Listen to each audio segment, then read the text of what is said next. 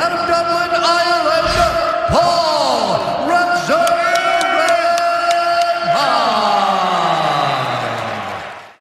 Paul Redmond. Yo. South Dublin. Having a burger and a beer. Show you how it is. Should have got me out in our time. How are you, my friends? Always good to catch up with you. What's been going on? You're just finished work. Just finished a bunch. More to the point that you owed me for the last 2 years. I know, yeah, I didn't really owe you. No, you did. Why? I have people, because you said I owe you. That is true. but I did live up to my word eventually. Yeah, did. That was nice. I just finished work there. Straight up in Harcourt Street. I don't know what the fuck they're doing up there. Went out course. Not really. Try not to. But I gave it to a minute. I do apologise. No, so that was block up there. So just back on the tills for a little bit. Trying to save with gaff, all that type of stuff. So talk to me about that. I know you're studying now as well. Just finished.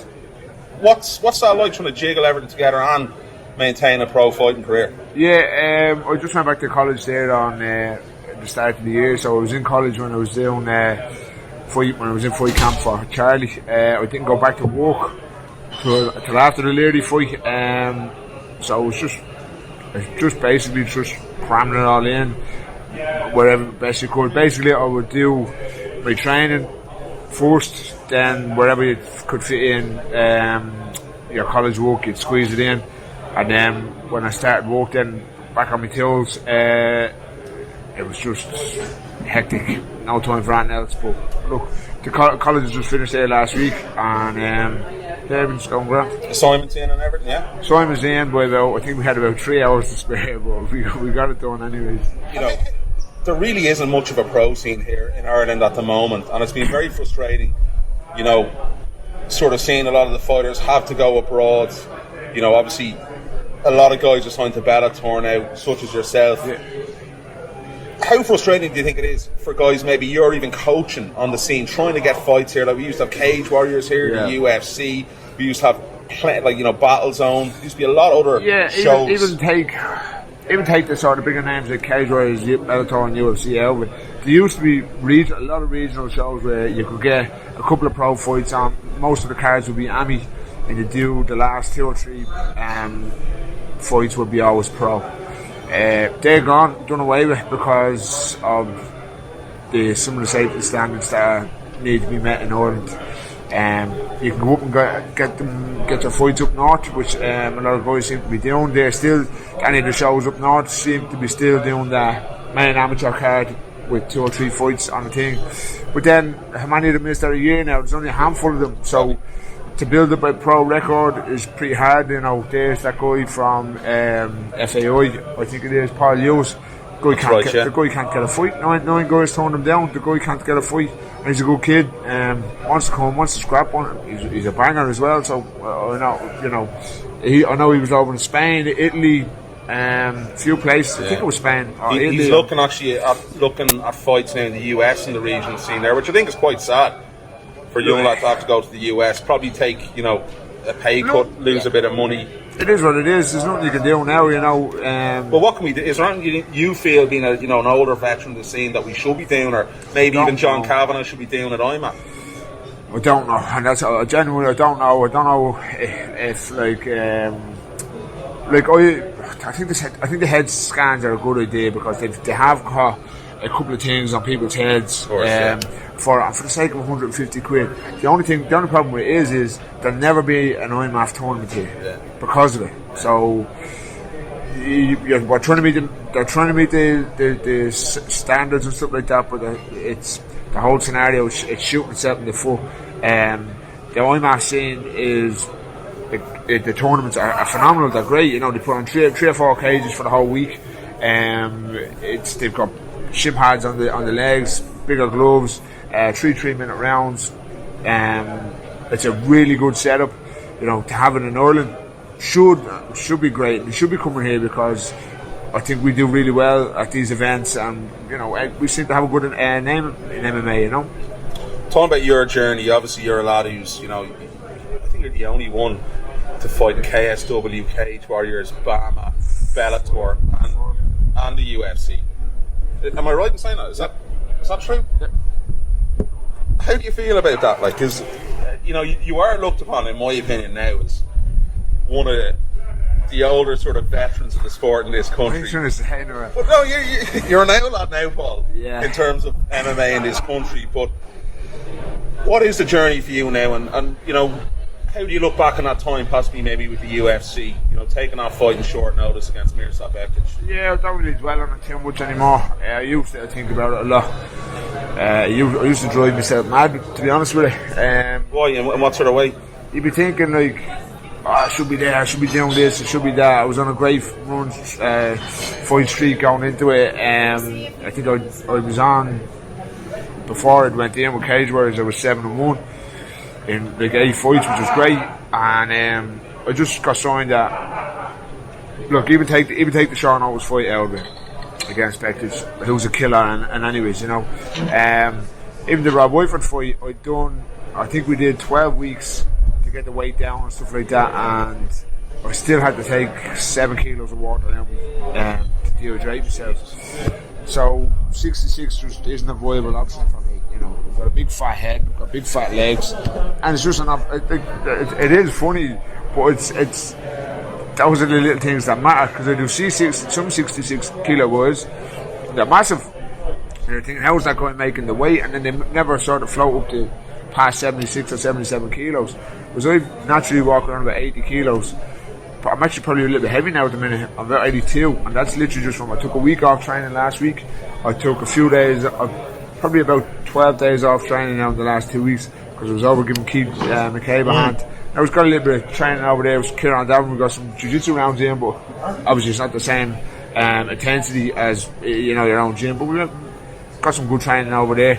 But I had to take a week off for college, and I want to start back training this weekend again. So probably about 2 kilos heavier than what it should be, Yeah, and was there any regrets about the time of the UFC? No, because look, you do have that little bit of stigma when you come out of it. UFC guy, it is attached to a name, so you mightn't go, or there's some of the opportunities that you would. Had it not been in there, your paychecks might be a little bit lighter now if you haven't got that attached to you. So look, everything worked out probably for the better, So I'm on a good contract now with Bellator. The contract as a whole with Bellator is better than what I was on with the UFC. So I'm happy and pleased. They let you wear your own shorts, sponsors, all that type of stuff. They leave you alone, basically. That's all I want to be doing. You left alone, do my training camp, show up on fight night or fight week or whatever, and that's it, which is great. I couldn't be happier. You mentioned about possibly walking away from the sport. Were those emotions pretty high maybe after that UFC stint, or how hard was it to maybe re-motivate yourself and maybe reinvent yourself? We had a lot of time after the UFC. There was no fights between, my last fight in the UFC was June or July, I think, of Fort Rob. And then we went up, there was posters, and they did the Irish card here. There was posters we put up with all the other guys, Sirdy and Pendred and Conor and all that, and Duffy. They were up all over Dublin. So we thought, naturally, we get one more crack at it, go from there. And it wasn't until December that we were cut. Then Bama were meant to have a card here, I think it was May of 2016, sorry. And a tragedy happened, which Pedro Cavallo lost his life, and the whole card, basically MMA in Ireland, stopped. It just came to a standstill. Nobody was able to put on a card. Nobody wanted to put on a card because of repercussions, or they didn't know what the story was. So the first ones back to do it then was BAM at the end of the year in August. So Mento was out of the cage from between September, June to September the following year, which is a long layoff, you know what I mean? So how did you go when you come out of the UFC? When you finally let me go, I was like, you know what, I'm done. I just can't be arsed for anymore. If I can't make it in the UFC, what's the point? If you can't make it at a high level, what's the bleeding point there?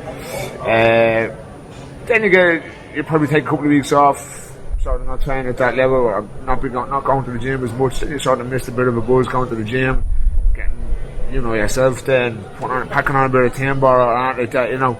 So then you get training to enjoy it, and you start enjoying your training again. And then the fight came back around with Chris Stringer, and I knew Chris was a really tough guy. He's a veteran of the sport. He's a veteran of Irish MMA. So I knew I had to put the work in for him. So that actually gave me because I was fighting a guy like Chris, it gave me incentive to train. I knew it wasn't going to be an easy fight. So then I was thinking to myself, look, if there's good fights like that out there, just keep winning, and just don't think about where it's going to lead. Don't think about, because when I was in Cage Warriors, I genuinely never thought I'd make it to the UFC. That was never. It's never an aspiration. Not that it's always an aspiration to be a fighting. I just never thought it would come about, or I never thought it would just pull off. You know what I mean? Especially with the series having killed everyone at flyweight, and the hassle it took to get him in, because they were thinking, well, he hadn't got a great record and stuff. Then he goes in and puts on the fight of his career against Brad Pickett, has a great run in the UFC and stuff like that. So then once that series had got in, you know, then it was a sort of viable option. But I'd never thought about it when I was doing all my Cage Warrior fights. Genuinely didn't. So then when I came out of the UFC, then I just started training again and fighting sort of just for the love of it again, basically, without thinking of where's this going. So then a normal fight came around. That didn't go to plan. I did. Who did I do after that? KSW, I think. No, Rob Sinclair, great guy. Got a knee bar finish on him. KSW came back a couple of weeks later. Got a win on that. And Bellator Dublin were doing a show then a week later. They called me again because I wasn't too banged up. I said, yeah, why not? I'll do it again. Did another one and that, got a win. So then the momentum started picking up again.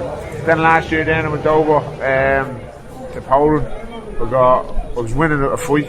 I should have won the fight. Like that, probably didn't stick to the game plan as much as at all really. The guy was ranked number 4 in striking and kickboxing over in Poland. Big, thick, solid guy. And I go out and have a kickboxing match with him. Winning the kickboxing, winning the striking, and I got caught with a big right hand behind the ear, dropped me, and then 3 hammer fists to the face, which broke my nose, sort of smashed your smashed my sinus and stuff like that. How are they now? I do get like just blocked noses from. No, not so much headaches, just blocked noses from time to time. I find a breach in the mouth a little bit more, but apparently that's sort of normal and stuff now, you know. But other than that, you know, I've taken bangs on it and stuff like that. I know Charlie cracked me a few times in the fight, so it's good as gold that way. I was talking to any of the doctors and stuff like that, with Dan Healy and stuff. They were saying, look, if your nose is broken, it's healed again. It's healed. But if you take a punch on it now and it breaks, it means it would have broken before, like, you know what I mean? So there's no difference on it. So look, it's good to go. I know some people were asking me about my last fight, you know, why wasn't the level of output sort of where I used to be. You know, it was more cerebral, because, you know, he is a dangerous guy as well. Charlie, big guy as well. I was actually surprised at how big, how tall, and sort of long and rangy he was. I had an issue with my shoulder stemming from after the Chris Stringer fight. No, sorry, after the Rob Sinclair fight, it started niggling me, and I've been getting niggles for the last few years. They always go away and they heal themselves, you know, they're in a contact sport.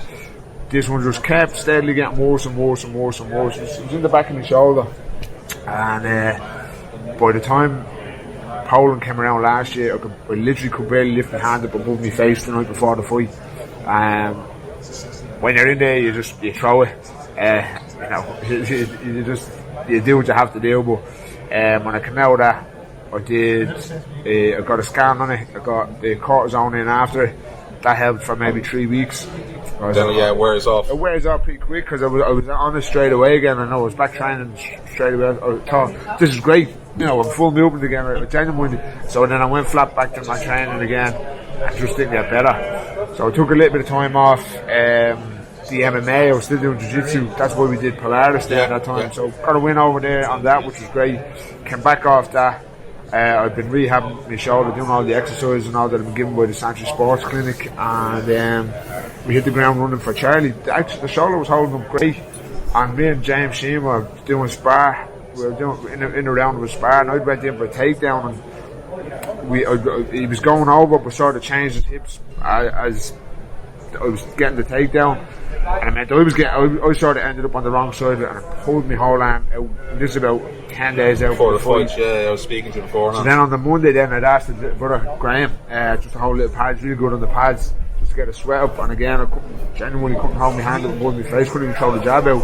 So what I tried to do was the rehab is back to all the little band work and the little accessory things to get it moving again. Is that why that victory was so satisfying? Then we saw the emotion. We saw you got the flu as well. The flu just that well. I felt like the flu was coming on the start of the week, and the thing was I was drinking because it was water loading as well. And your calories are minimal, they're minimal on fight week. So it's not like you could get better. They say eat when you're sick. So I couldn't do that. So I was necking lemsips to beat the band, and on the Thursday then you have to start dehydrating yourself. So I had to switch from the lemsip drinks to the tablets. So I had to get basically a spit in my mouth, neck these before I went out the next day. But look, it is what it is. Like I said, that's why I think it was a little bit so satisfying. Yeah. Plus then after the bad knockout loss then last year, you do get them little thoughts in the head. Can I do this or can I keep going? Or that's what I want to. We saw the emotion. I think there's nothing wrong with it because it's sort of sometimes us as reporters, we don't really look at that sort of side of it. Nobody does until we're back there and told about it afterwards. Exactly. Yeah. Sometimes you just have to flick your hands sometimes and go. These lads go through absolute hell. That's not even that much. Yeah, to get through it. I remember twice I done it this year. Once he was fighting Smoke It in Vegas. He'd done his whole fight camp, and it happened to me actually a week later. So it was probably karma on my end. He'd done his whole fight camp. He didn't have to do any more rounds. No more rounds at all. He came in on the Saturday before he was flying away to Vegas for Andy and all on the Tuesday. And he says, come on, Red, move around with me. I don't want to sort of go where anyone stupid. I'll do something stupid, jump in on my knee or something like that. So we were just moving around wrestling. I ended up going in for a double leg takedown, and I seen him sprawling before I got in. So I pulled my head up and I clashed my head off his eye. And I split his whole eye 2 days before he went over to Vegas. That's not a small head either. No, it's a big one. But then the following week, then it was the same again. It was the last bar, the whole fight camp for Rob Whiteford. I was sparring a Brazilian guy. He fought in Bam. I can't think of his name. He came in and we done all the rounds, done all the stand-up rounds, kickboxing. I said, look, everyone take off the gloves, shin bars and all that.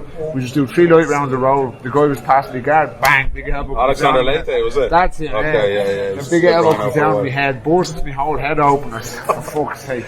So I had to ring Joe Clipper. I said, Joe, you have to stitch me up here, Well, even if you allow fight, the UFC going to see it and stuff like that. So he glued it actually back together. I didn't see the scar over there, but he glued it back together 3 days before I flew away to the fight in the UFC. So these things happen, you know what I mean? Yeah, definitely. But that emotion, though. Yeah. Just get back to it. There was obviously a lot of thought in your mind. You said to myself and Pete Carroll that you had a chat with Andy, you were thinking about packing it in. Once you start getting those doubts, they're not doubts. They're not doubts in terms of yourself or your abilities or anything like that. Obviously, you're in there fighting with tough guys, and that's the nature of the sport.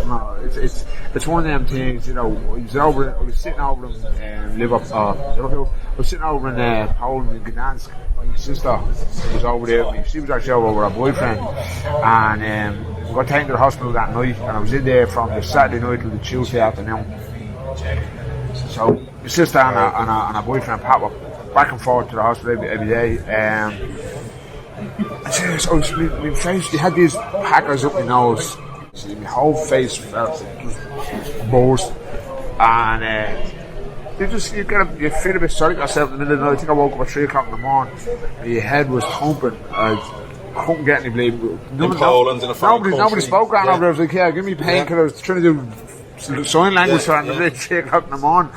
And I just said to myself, I said, no, fuck this. I'm not doing anymore. I'm not doing this anymore. Not unless you're getting mental money.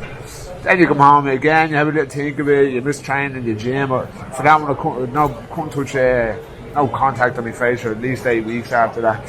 So I was just doing a load of fitness stuff down with Kev Hendrick. And then you just tip around, and then Polaris came along and got that little bit of. The thing with Polaris, I don't do grappling competitions. I just can't be arsed. Honest to God, see going to one of them IGF competitions, that's the bane of my existence. I hate being there, because you rock up at 7, 8 o'clock in the morning, stand around all day, then it's just they're calling names all bleed day, then you go on and fella beats you by half an event and screams the gaff down, and you had to pay 100 quid to lose, like, you know what I mean? Yeah. I just hate them. So when Polaris came around, I said, go over and do that, be a bit of crack. Then you walk it out like you're in a fight, in a fight. The faces off all behind each other, do a big walk out, big sort of parade on the stage, the prelim card and the main card. Then you walk out, call the music like you're walking out the fight. So I got a buzz about it where I can't get a buzz for an IBF competition. I've done the Euros there a few There's a big sort of production behind them. I was at it's just like nobody's trying to elbow the head off you on the ground, you know what I mean? It's like so walk out, look like I'm half stoned, the ref goes, yeah, you were on there. So, I want to ask you about that. You got your black belt obviously off Andy. A very, very special moment, because I know yourself and Andy. Andy's like a father figure to you. That must have been one of the highlights of your journey as a mixed martial artist. I think somebody had put a statistic up before. It's like 80% will only get the blue belt, 70 or purple or whatever it is. And you were just a little fat kid who joined the gym. Just a little fast downer, that used to just walk and just go on the piss every weekend. So to get something like that, for me, it's a big achievement. It's a big achievement for anybody. But that's like I think I was looking through my bleeding phone all the time. I looked through something there I had posted on Instagram, and it was like that. I posted up Cage Warriors, KSW, the amount of fights in each one. I think I 2 KSW, 2 with Bellator so far. Cage Warriors. 8 with Cage Warriors and 2 with the UFC, and 4 with Bama, 3 with Bama, and 1 with Polaris. And if you put the Polaris on there, nobody even came close to getting all them 6 in. And then throw black belt in there on top of it. So for me, I'm very proud of my achievements. I've done MMA and stuff like that, and jiu-jitsu. You're one of as I said, the veterans here, and I think you're someone a lot of people, whether you like to admit this or not, look up to now in the Irish scene. A lot of the younger lads. I don't think so. I genuinely don't. I don't see it like that. I know some of the younger guys in the gym might ask you advice on some stuff, or how do you feel going out to this fight, and maybe it's because I don't see it. A lot of guys out there, other than at the shows, they might come over and say, from other teams, they might come over and say hello to you or whatever. But I don't know.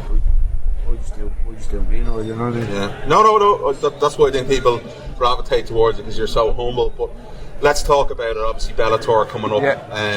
Big fight for you here in Dublin, which is great. I know you originally wanted to go over and try your luck in the States. I put out on my social media that I was getting the US visa, which was granted, and I actually have it now. How did they give you one? What? How did they give you one? A record, I'm all right, good as gold. So last year when I did Polaris was competing on the Sunday, and my passport expired on the Tuesday. Oh no. Yeah, so it was expired. So I got an email off the guys at Bellator or something. They were saying, everything's set up for you to go in and get your US visa. Want to get you to try fighting over here, which is great. Me being the lazy sod I am, so doing extra. Then you're in, then you're in fight camp for charity duty. Then you're in college. Then you go back to work, and it just kept slipping my mind. So then once Andy started getting tagged in the emails as well, that's when I get the shit. Then I said, brother, go get that sorted. So went and got it all sorted. It was fairly simple, fairly basic procedure. We're sorted now, anyways. But so when I got it a couple of weeks ago, I had rang them, sort of said, what's the story? I was going from me in the States, and they were just like, no, it's a little bit close to the Dublin card. There's no point in trying to go over. The card that the 3 guys are on, the 3 SPG guys are on next week in Oklahoma, that was full.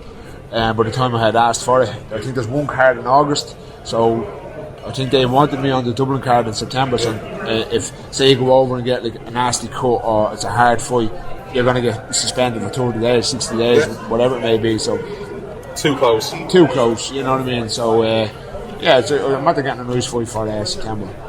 Is it a fight that will be on the main card? Because there was I'm assuming so. I've been told that it's when they were signing or when I was sort of getting told who it was, they were just like, no, we want to wrap up the main big fights at the minute. But what you want to perceive for that is I would have perceived it as a main card fight, but we'll see how it is. I don't care. I know you don't care, but you know, there was a lot of outcry the last time that you weren't on it, because people who followed your career in this country, they couldn't hardly get to watch the fight the last time. No, well, actually, I don't believe that. I went down out for a few points the next afternoon down with the local, and actually people that you wouldn't think that ever watch MMA come up to me and says, "Oh, you're watching on the watching it on that Bellator app there last night." So if it's on the app, they get a good stream. But you not think you deserve it to get recognition? Maybe, yeah, alright. You know, I saying things like that, but maybe alright. But as far as the actual fight itself, or anything like that, for this one, it's a high level fight. For me, the reason why I say it makes no difference is the fight stays the same. You're still fighting in front of 10,000 people. There is no difference. The only difference is the time you fight, be it 6 o'clock or 10 o'clock. In terms of you getting the recognition you deserve, that's my point of view on how I feel about it. And a lot of the other Irish MMA media, such as Peter, and a lot of the fans as well, really, I think they want to see you get some deserves. And listen, it makes their access to watch you a lot easier if they're not at the events. I get that 100%. I do appreciate what you're saying. You know, a nice comment or whatever. I'd love to finish off and be a man for them before they pack it in. I was having a conversation there with Andy, and just what you've just said there a few minutes ago. You know, I'm 32 years of age now. I don't want to go into the fight when you're 36, 37 for a paycheck or stuff like that. You know, I've got other avenues that I can make money from and stuff like that. I do it because I love it. The second I stop loving it, I will stop. So when I'm done, I'm done. Are you coming towards? I think maybe a year or two I'm finished. So I've got a couple of fights left in me already. But then I've other things I want to do. You know, I want to do a little bit of travelling and of course. So I've done it the last 10, 12 years, and when I'm done, I'll have enjoyed it. Like I said, we've done a run down through fights and stuff. I'll have absolutely not one regret with any of it. None of it. Paul, I'm looking forward to your fight in September. Can't wait to see you get back in there. It's always a pleasure, my man. I enjoy the burger and a bit of crack. Do you like the south side of Dublin? It's great, actually. It's not too bad. I walk here up here every day around the corner, Hardcore Street. So the sun is shining. You have to treat me to a bunsen. So it's a good day. I finally did it, Paul. It's a good day. It's a good day. Pleasure, my man. Thank always you. A pleasure. Cheers.